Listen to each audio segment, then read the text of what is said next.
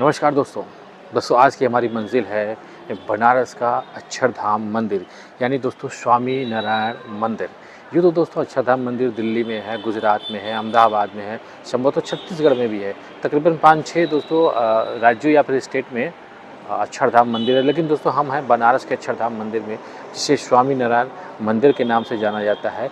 उपनाम के तौर पे आप कह सकते हैं कि अक्षरधाम, क्योंकि मंदिर का जो डिज़ाइन है वो पूरी तरह से अक्षरधाम मंदिर के ही समान है, इसीलिए इसे बनारस का अक्षरधाम मंदिर कहा जाता है।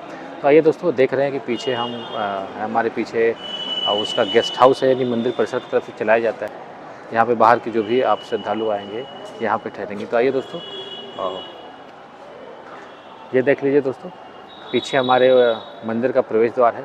तो आइए चलते हैं और भगवान के दर्शन करते हैं, उनका आशीष लेते हैं। तो दोस्तों हम हैं अक्षरधाम मंदिर के मुख्य दरवाजे पे। अब आप ये देख के समझ सकते हैं कि जिस मंदिर का मुख्य दरवाजा यानी मुख्य जो गेट है वो इतना भव्य और खूबसूरत है, तो आप समझिए कि उस मंदिर कितना खूबसूरत होगा, यानी उसमें कितनी चकाचौंध होगी। आप देख रहे हैं लिखा है स्वामी नारायण मंदिर और काफ़ी खूबसूरत गेट है। और आगे बढ़ते हुए हम आपको दिखाते हैं कि जो गेट का एंट्री पॉइंट है, यानी जो गेट का जो दरवाज़ा है वो बड़ा ही नहीं, अब वो आप कह सकते हैं कि विलासिता युक्त है, यानी खूबसूरत है। हर दृष्टि से उसमें पूरी तरह से डेकोरेशन डिज़ाइन किया गया है ताकि वो आपको लुभा सके, यानी आपके दिल को खूबसूरत लग सके।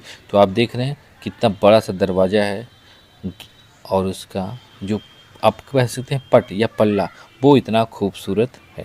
तो चलिए दोस्तों, आगे बढ़ते हुए आप हम मंदिर की तरफ चलते हैं और सामने जैसा कि दिख रहा है हमें, ये सामने मंदिर है और आप ये देखिए कि कितना भव्य और आकर्षक मंदिर है। उसकी डिज़ाइन, उसकी नक्काशी, और वो जो पहले ज़माने में वो घोड़े के आकार का जो घुड़िया बनता है जिसके ऊपर मेहराब टिके होते हैं, वहाँ पे ये देख लीजिए अलग अलग औरत और पुरुष की मूर्तियाँ बनाई गई हैं जो किसी न किसी देवी और देवता को प्रदर्शित की गई है, यानी उनका रूप दिया गया है। तो आप देख लीजिए कितनी लंबी सीढ़ियाँ हैं और काफ़ी बड़ा और भव्य मंदिर है। ये देख लीजिए साधु सन्यासी वीणा के साथ यहाँ पे दर्शाए गए हैं, यानी हर तरफ जो आप कह सकते हैं कि वैभव और लावण्य दिखाने की कोशिश की गई है वो इस अक्षरधाम मंदिर यानी स्वामी नारायण मंदिर में पूरी तरह से उपलब्ध है। और आप देख रहे हैं कि गणेश जी की प्रतिमा भी वहाँ लगाई गई थी और डिज़ाइन और नक्काशी पूरी तरह से, क्योंकि हमने कहा ना कि जो घोड़िए के आकार में पुरुष और महिला को दिखाएगा वो किसी न किसी देवी देवता के स्वरूप को व्यक्त करता है। तो चलिए दोस्तों, अब हम चलते हैं ऊपर जाने के लिए। हमें ये सीढ़ियाँ हैं और इन्हीं सीढ़ियों के सहारे हम भी ऊपर मंदिर में गर्भगृह में प्रस्थान करते हैं। तो आप देख रहे हैं कि दोनों तरफ से आने जाने की व्यवस्था बना दी गई है कि एक तरफ से आप दर्शन करने के लिए जाइए और दूसरी तरफ से दर्शन हो जाने के बाद आप अपने गंतव्य को जाइए।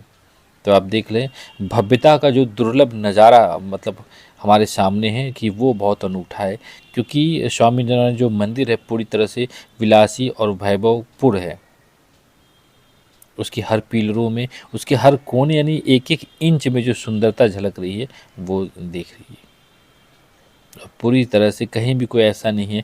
देखिए जो रेलिंग भी इस्तेमाल किया गया है, गणेश जी की प्रतिमा अंदर है, वो बाकायदा एकदम स्टील की है और खूबसूरत है और क्वालिटी वाले स्टील की है। क्योंकि दोपहर में हम वक्त में हैं, इसलिए मंदिर का जो ये छोटे कपाट है ये बंद है। और आप देख रहे हैं फर्श भी पूरी तरह से वेल मेंटेन और डेकोरेटेड है। और दूसरी तरफ भी दोस्तों ये देख लीजिए,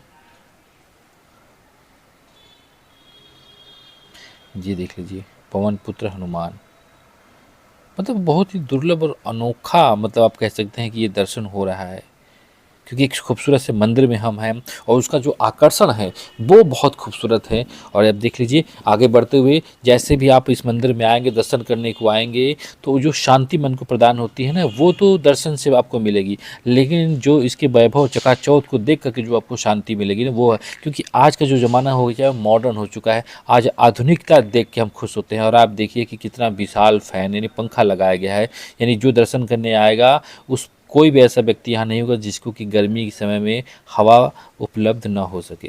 तो इतना विशाल और बड़ा फ़ैन आप कहीं नहीं देखे होंगे जितना बड़ा फ़ैन यहाँ पे लगाया गया है। तो दोस्तों हमने कहा ना कि आज मॉडर्न ज़माना है और वहाँ पे दर्शन के साथ साथ यानी भक्त और भगवान के बीच में ना जो वैभव आ गया है ना, वो बहुत इम्पॉर्टेंट हो गया है आज के लोगों के लिए।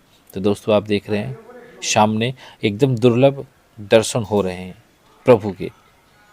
श्री नारायण भगवान लक्ष्मी जी के साथ यहाँ पे विराजमान है। फ्रंट में आप देख रहे हैं कि माता लक्ष्मी और भगवान नारायण यानी विष्णु जी विराजमान है। बगल में चलते हैं दोस्तों, वहाँ देखते हैं कि महादेव पार्वती जी के साथ विराजमान है।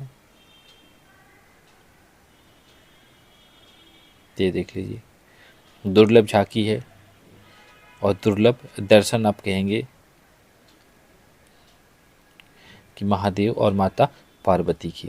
दोस्तों अब चलते हैं अपने दाहिनी तरफ, वहाँ भी हम दर्शन करते हैं।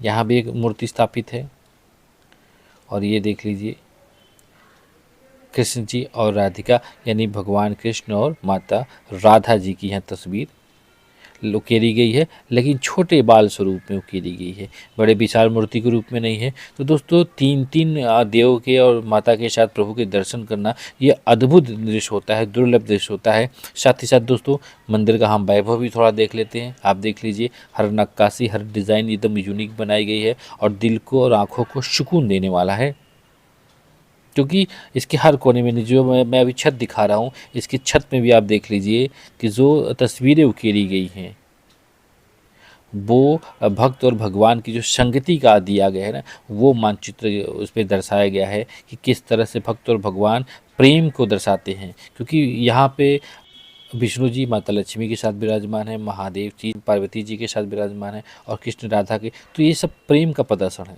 और साथ ही साथ दोस्तों हम गर्भी का एक चक्कर लगाते हैं तो आप देख लीजिए कि उसके हर एक दिशा में एक देव स्थापित किए गए हैं यानी विराजमान किए गए हैं। ये देख लीजिए किस तरह ना अनंत गंगा जी यानी गंगा माता की तस्वीर प्रदर्शित की गई। यहाँ पे सामने आप देख लीजिए शेषनाग जी, विष्णु जी लक्ष्मी जी शेषनाग जी के साथ यहाँ पे विराजमान है। और आगे बढ़ते हुए दोस्तों ये देखिए गोमती देवी भी यहाँ विराजमान है, यानी हम चक्कर भी लगा रहे हैं और साथ साथ आपके पुण्य देवी देवताओं की आपको दर्शन भी करा रहे हैं जो यहाँ पे स्थापित किए गए हैं।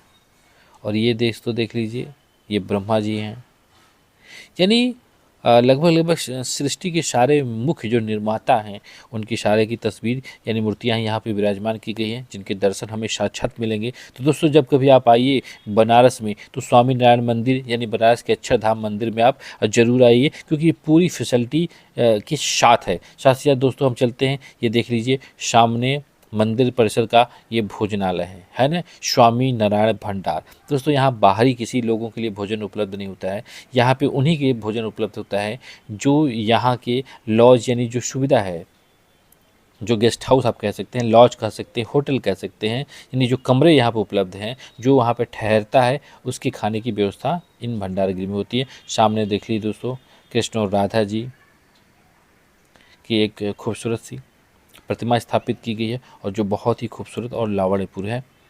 और जो पूरा मंदिर जो परिसर है ना वो ही बहुत खूबसूरत है। साथ ही साथ देख रहे हैं कि 3-4 मंजिला ये पूरा गेस्ट हाउस बनाया गया है जो मंदिर परिसर की तरफ से है। आप आते हैं तो यहाँ ठहरिए, आपके पास एसी नॉन एसी सारे कमरे उपलब्ध हैं।